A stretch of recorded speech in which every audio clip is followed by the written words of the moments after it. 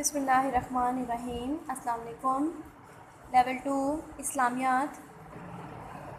جی بیٹا، آج ہم اس کا سبق کریں گے حضرت محمد صلی اللہ علیہ وسلم پر ایمان۔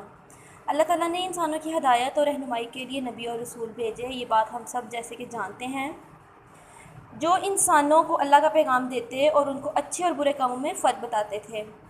اللہ تعالیٰ نے اس دنیا میں 1,24,000 پیغمبر بھیجے۔ حضرت آدم علیہ السلام اللہ کے پہلے اور حضرت محمد صلی اللہ علیہ وسلم اللہ کے آخری نبی ہیں۔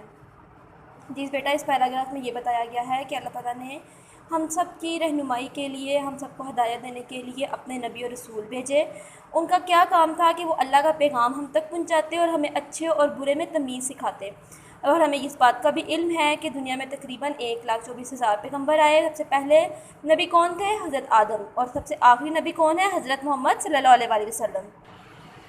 ہمارے پیارے نبی صلی اللہ علیہ وسلم کو اللہ نے ساری دنیا کے لیے رحمت بنا کر بھیجا۔ آپ صلی اللہ علیہ وسلم کے بعد کوئی نبی نہیں آئے گا۔ آپ صلی اللہ علیہ وسلم پر اللہ نے اپنی آخری کتاب قرآن مجید نازل فرمائی۔ آپ صلی اللہ علیہ وسلم نے ساری دنیا کو قرآن مجید کی تعلیم دی۔ آپ صلی اللہ علیہ وسلم کی زندگی تمام دنیا کے لیے بہترین نمونہ ہے۔ جی بیٹا، ہمارا علم ہے، ہمارا عقیدہ ہے یہ کہ حضرت محمد صلی اللہ علیہ وسلم کے بعد کوئی بھی نبی نہیں آئے گا۔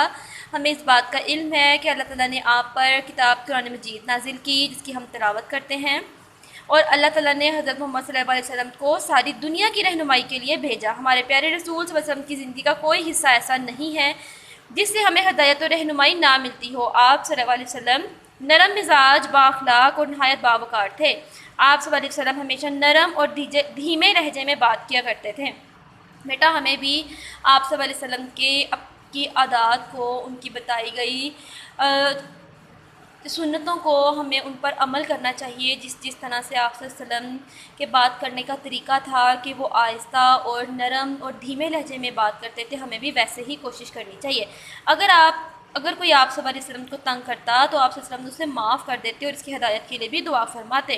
اتنے بڑے دل کی بات ہے کہ اگر ان کو کوئی تنگ کرتا تو آپ صلی اللہ علیہ وسلم اس سے غصہ نہ ہوتے، اس سے بدلہ نہ لیتے، بلکہ اسے معاف کر دیتے اور اللہ سے دعا کرتے کہ اے اللہ اسے ہدایت دے۔ آپ صلی اللہ علیہ وسلم ہر ایک کی مدد کرتے تھے۔ رسول پاک صلی اللہ علیہ وسلم نے کبھی جھوٹ نہیں بولا، ہمیشہ سچ بولتے تھے۔ آپ صلی اللہ علیہ وسلم کی سچائی آپ کے دشمن بھی تسلیم کرتے تھے۔ آپ ایمانت دار تھے، آپ کو صادق اور امین کے لقب سے پکارا جاتا تھا۔